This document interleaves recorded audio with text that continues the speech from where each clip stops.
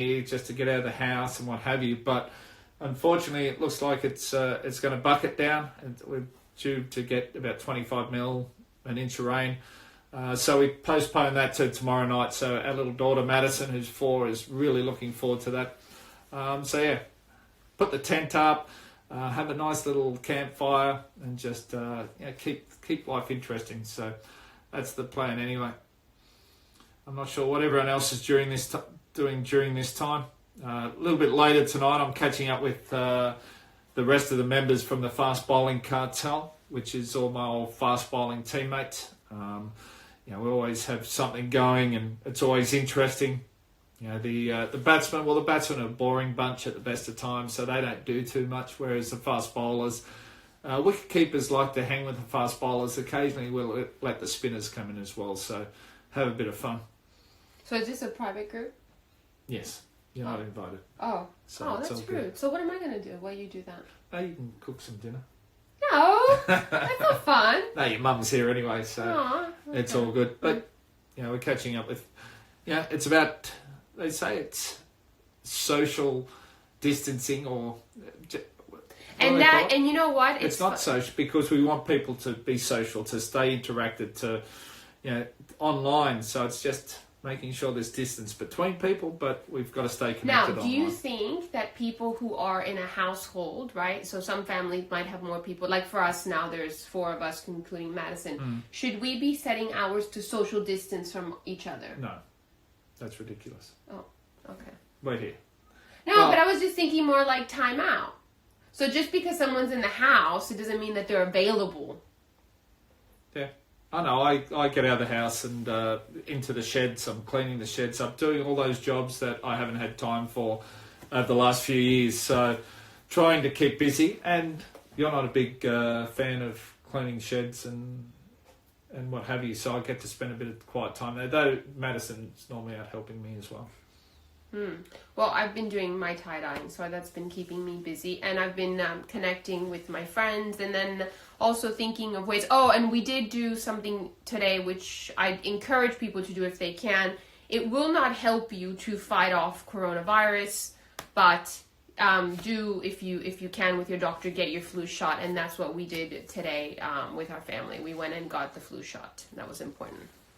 My question, what does it feel like seeing each other 24 hours now? That's a very good question. Yeah, it's great for Sarah. She's loving it. Well, I think one of the nice things about being married to someone who gets to travel a lot is exactly that. What's that? So they get to travel a lot. Okay. There we go. What's it? I just finished seeing your consecutive wickets at the Ashes. My question, what does it feel... I know, that was the question. Yeah. No. Your favorite pace bowler of this generation? There's plenty around at the moment. Well, who's your favourite bowler? I don't know who does what. Yeah, I know. It's hard to narrow it down to one. I love the Aussie boys. Pat Cummins, number 1 bowler in the world, doing exceptionally well. Josh Hazlewood, always been a big fan. Mitchell Starc, just that X factor. When he's swinging the ball, he can do anything. And then, you look around the world, Jasprit Bumrah over in India. I know he's had a few injury problems of late, but, I've always been a big fan of him, the way he goes about his business. You've got Kakisa Rabada in South Africa. To see, Brody and Jimmy still bowling over in the UK. So there's no shortage of quality fast bowlers around the world.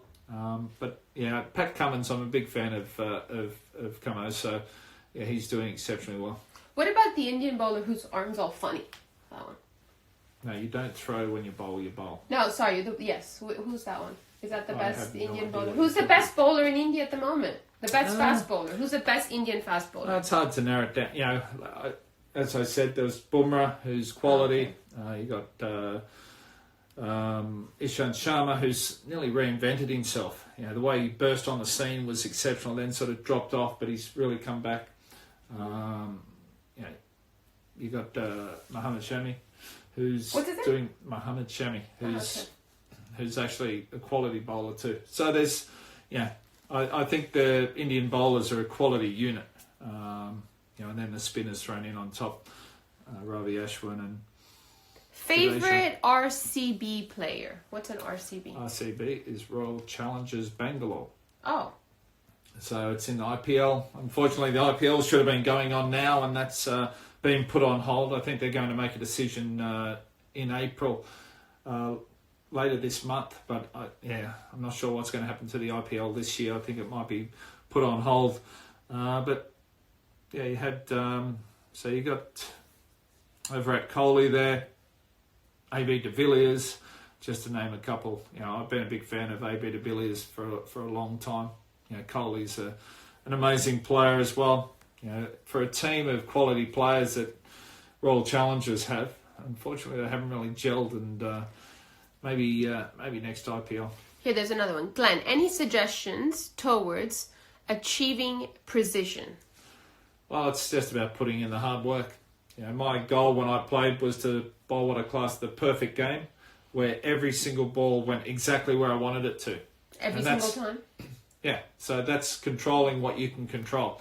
So there was one day match in New Zealand where I reckon 59 out of the 60 balls went exactly where I wanted it to. So it's just about spending time in the nets, knowing your game, knowing yourself, putting the work in off the field, so when you walk on the field you can relax and everything just flows, and just having your routines. And it's about self-confidence as well, and believing you can bowl the ball exactly where you want to bowl it at top pace, which is important. So that seems really hard. No, it's just hard work. Just put in the hard work and things. Okay, I have a question for you. What about, or I don't know if this happens to obviously professional cricketers, but I know for me when I used to play tennis, and I'd grab a ball and somehow I would be like, oh, this is going to be a really good one, or no, I'll grab that other ball. So in your mind, does this happen to professional sportsmen, that they get into like this little mind game of like, this will bring better luck, or this, or like that, or if something is out of place and in their mind it doesn't work? Does that ever cross their mind? There are a lot of superstitious players, more so the batsmen. Oh, really? Batsmen are very superstitious for some reason. So Neil Mackenzie from South Africa, he was one of the most superstitious players. Talking to Sean Pollock, just the little idiosyncrasies and the things that he went through every night on the field. Yeah. Everyone had to sit in the same seat when they're batting. You know, I think a lot of batsmen do that. A lot of the wives sit there.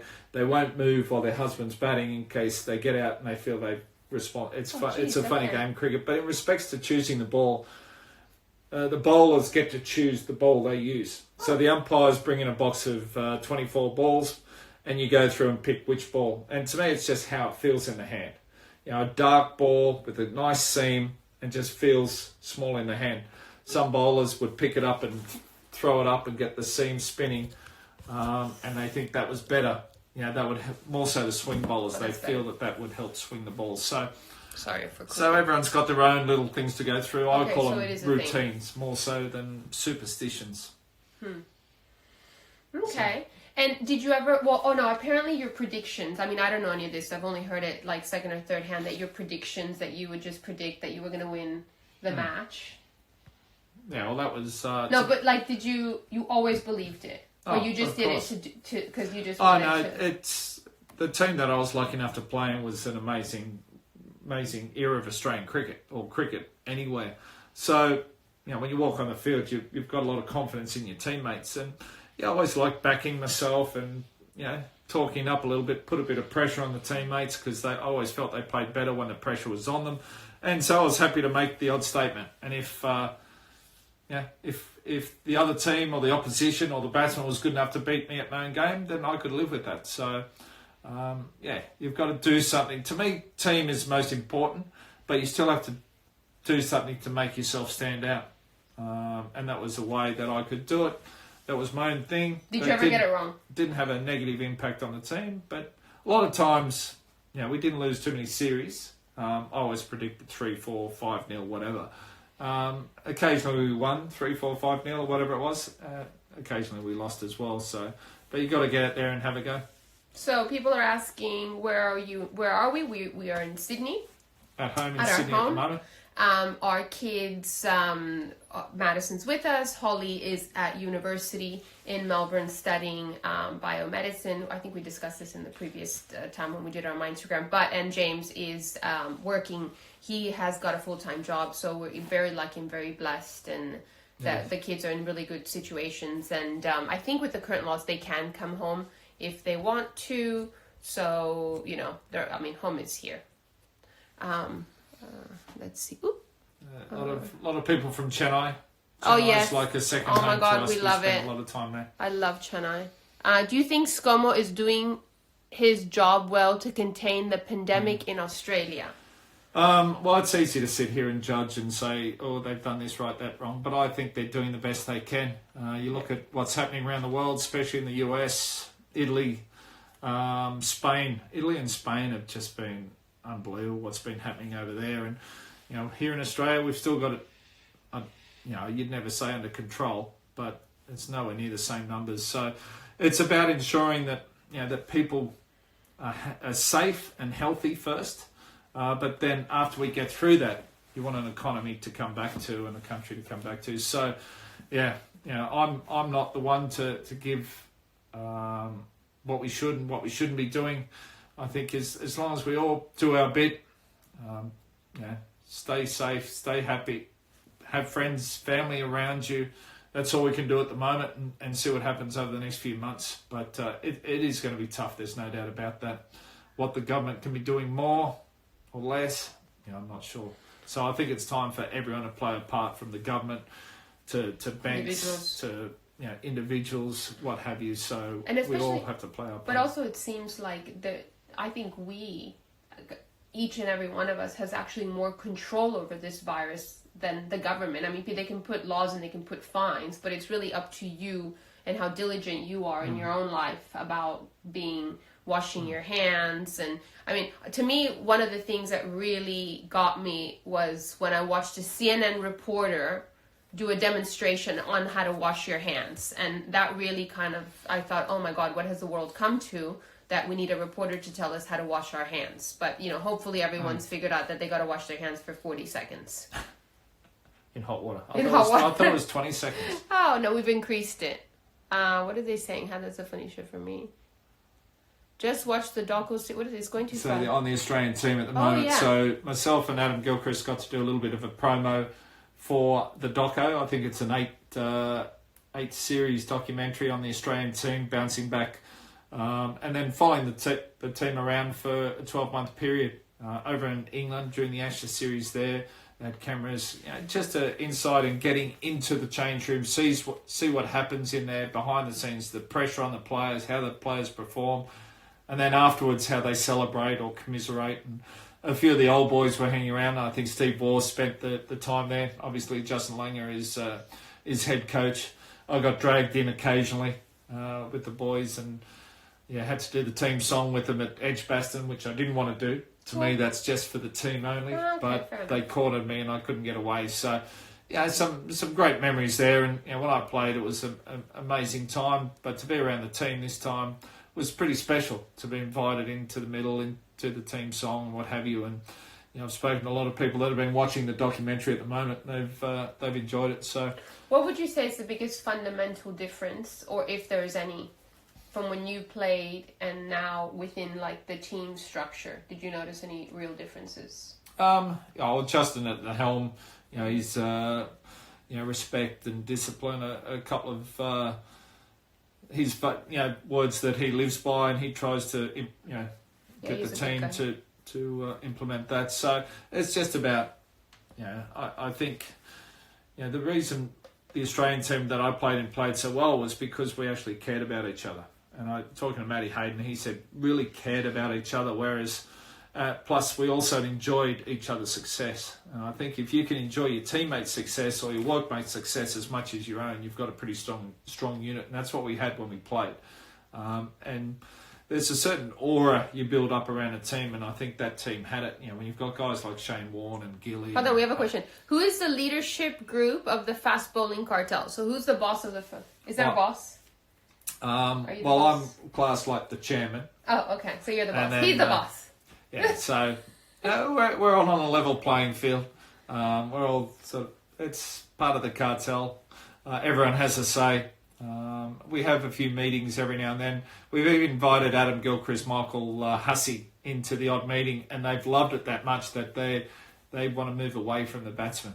So, so it's all the fast bowlers. And when I say fast bowlers, there's no medium pacers, no swing bowlers, no seam bowlers, no fast bowlers. They're just all fast bowlers.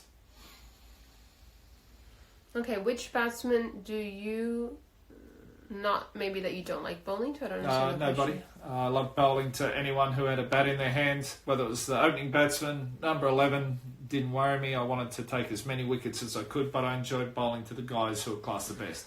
Your Laras, Tendulkars, Dravids, VVS Lakshmans, those guys during that era was... There's a lady amazing. here says, Brody. She says, hi Glenn, thank you for coming to the Lara Cricket Club for Down in Pink Geelong. Stumps Day. You In gave me a signed bat for shaving my head. Oh my god. Okay. Good, and for that I would like to thank you. I think oh my god, shave your head. Yeah, is so a that was great just a woman. young fella who decided to raise money by shaving his head. He had a massive big head of hair and just decided to do that out of support for someone who was going through breast cancer and for the foundation. So amazing stories of people, going out of their way to give back, which is incredible. Good day. When are you coming back to Silverdale? What's Silverdale? Silverdale, Yeah. out west, out near sort of between Penrith and Camden. Ah, okay, that's not that far. Out there. So hopefully, so I'm not even sure we can go out there at the moment, Yeah. but I'll be. What is a keen to go new? this I year. like this question. What is a new skill that you are learning in this period? Well, you were gonna. Well, I did have my helicopter theory course booked in for this 3 weeks. I was going to go and knock that over so that I could finish off my helicopter license, but unfortunately that didn't happen. I'm not sure I'm learning too much at the moment. The main thing is I'm just trying to keep my routines. I said about rowing in the morning. We've got a bit of a factory warehouse where we store a heap of stuff, and it's Sarah had heap of stuff sent out from Italy as well, so I've been going down there and just cleaning out and getting on top of these things. So in respect to a new skill, not sure, maybe I could learn to cook a bit more. Why? We have Nana. Yeah. We're going to take that away from her. I thought you were going to do some cooking lessons for people out Oh there yes, as yes, well. we are. Yeah. We are doing on my Instagram, which you can follow quite easily if you follow Glenn. My mom will be showing people how to make homemade pasta, which is not only is it always better to eat fresh pasta, but it's also a great thing to do with your kids and whatnot. Yeah. And that is a good. Who do you follow in the AFL? Is that Luke's team like that? No, Is that AFL? that's NRL. Oh god. Okay. NRL. Yeah, so live in Sydney. I've been a Swannies fan for a long time. I don't mind GWS. I don't like one football code more than the other. I live down the Shire, down in Cronulla, so I follow the Sharkies in the NRL, but AFL it's the Swannies. Swans, okay. Do you remember getting told you're too old, too slow, and Brett Lee signed the cricket ball for me when you snatched it and signed it? A lot of people tell me I was getting too old, too slow, but against Brett Lee, compared to Brett Lee who bowls 100 mile an hour, I could never reach it up get that quick, so I was probably a little bit slow. What's your favourite wicket? I think I know this. Is it Okay. Lord's? No, well, it's one of my favourite ones to be And then able to South get Africa. my 500th wicket at Lord's. First wicket at the Wacker, Mark Greatbatch was pretty special. To get Brian Lara out as my 300th wicket in the middle of the hat trick was pretty cool. But any wicket was fine with me. But 500 is always special. Marcus Trescothick at Lord's. Any words about Kevin Peterson? No words. Well, KP, he's a quality player. There was no doubt about that. Very confident. And if it wasn't for Kevin Peterson, Sarah and I wouldn't have met. And I've never met Kevin Peterson. So You haven't met KP. So, and the story behind that was the second Indian Premier League was held in South Africa. Paul Collingwood was playing for the Delhi Daredevils, invited us out one night to a place where KP had taken the English boys, a few months prior. And we went there, and that's where I met Sarah, and the rest is history. So maybe you'll have to meet KP one time too, honey. Vegemite or curry? Vegemite. I don't mind a curry, but being an Aussie, you've got a lot. Even Sarah likes Vegemite. Yeah, but I've learned that I can cook with the Vegemite and make better use of it No, you can't. than spreading it on bread. I want to. We I'll literally read my mum back.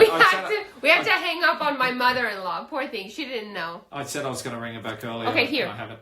Glenn, sir, I had an ankle injury while playing cricket. Give some tips that I should do to recover fast. I actually have one tip.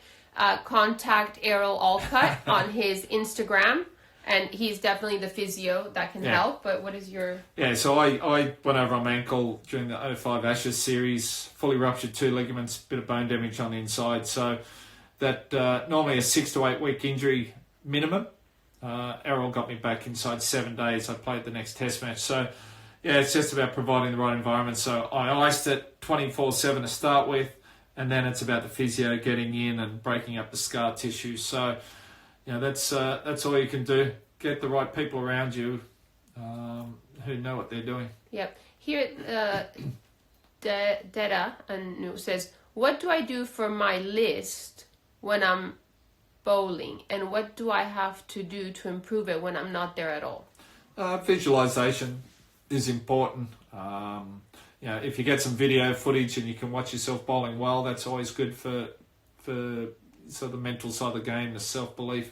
But it's all about just doing the basics. When you're working on your action, you can even do it in front of the mirror at home. Where when you load here, if you load out here and you want to get it I'll more get out of the here, way.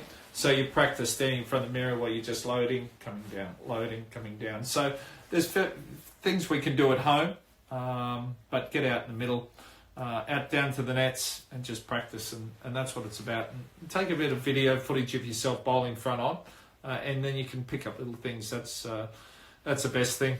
It's all about control, being able to bowl the ball where you want to bowl it. So keep working, practicing. There's no substitute for hard work. I have a question. So one of the things that we love the most is going to Chennai, where you coach. You're the head coach. Are you the head coach? No, or what are you? Director of coaching. You're the director of coaching, and then there's Senthil. Senthil's our head coach. Senthil's the head coach. You obviously took this on how long ago? 6 years ago? 7 years ago that we've been going to I think you? this might be around about the 7th, 8th year. 7th, 8th year. And with your position and what you do, which is amazing and all of that, how many of the players that you coach, right? What is the biggest change that you've seen in them? Well, since you've been at the academy, what is the biggest change? Well, I took over from Dennis Lilly, who to me was my hero growing up. Amazing player, amazing coach. So I've learned so much from him. Our head coach in Senthil, I think, is one of the best fast bowling coaches going around. I've learned a lot from him as well. So the mental side of the game and sort of getting out and playing and sort of what makes you successful in the middle, I can impart a bit of that. I've learned a lot more about the technical side of the game. So it's just about being a coach. It's not about the coach. It's about the player.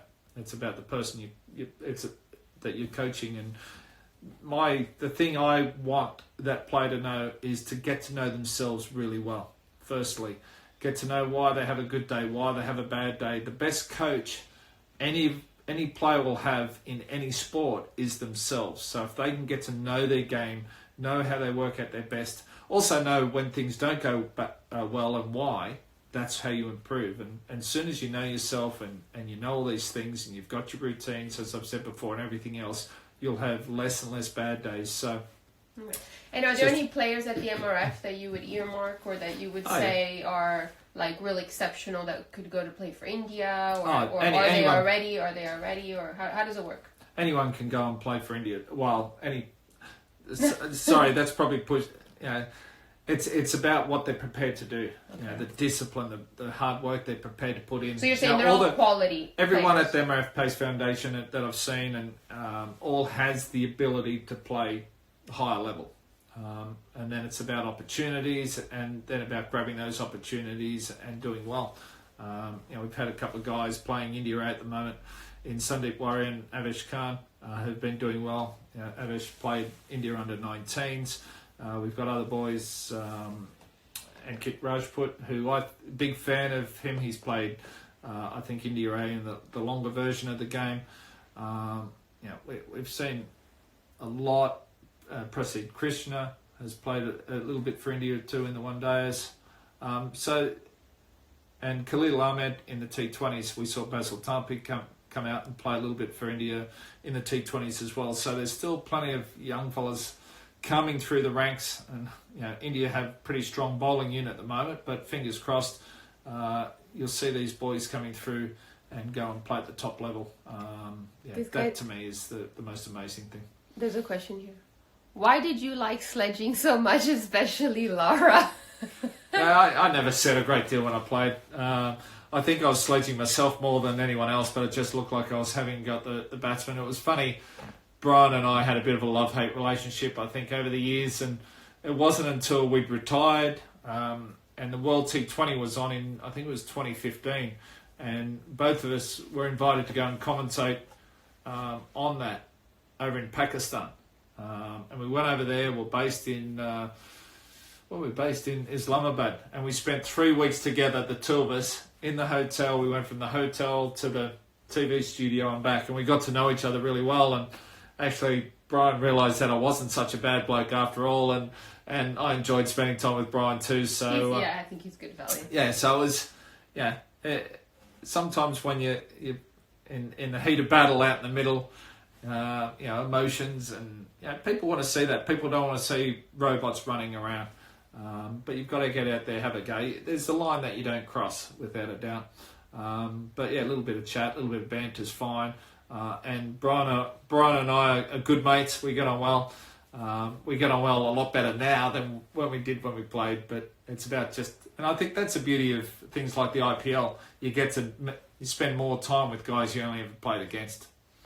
Okay, what is it saying here? My name, I'm a big fan. Okay, it goes so fast, this thing. That's a question, I just saw it. Good luck.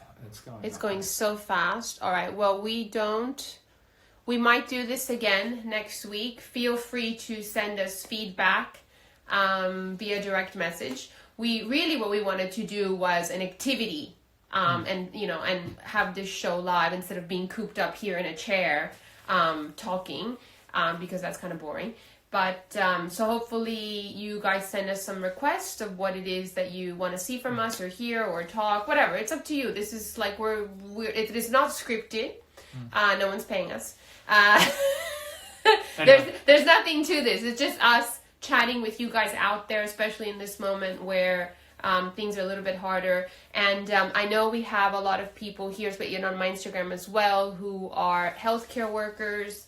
And as I said earlier, you guys are the heroes right now. And thank you for giving up your time, your safety, and everything for the good of others. You're definitely appreciated. And our thoughts and prayers to you all. Anything else that we have to say? Echo what Sarah just said. Like she said, next time hopefully we'll be outside doing something. Make it a little bit more exciting rather than boring sitting on the chair. And it was exciting because the first time that we set up our tent, our cat decided to pee all over it as a little, he kind of baptized the tent. Just christened the tent. So, but anyway, we're recovering from that. But the main thing is everyone stay safe, stay healthy, be with loved ones. But still stay in contact with each other via social media and any other form we can. So good luck. See you soon.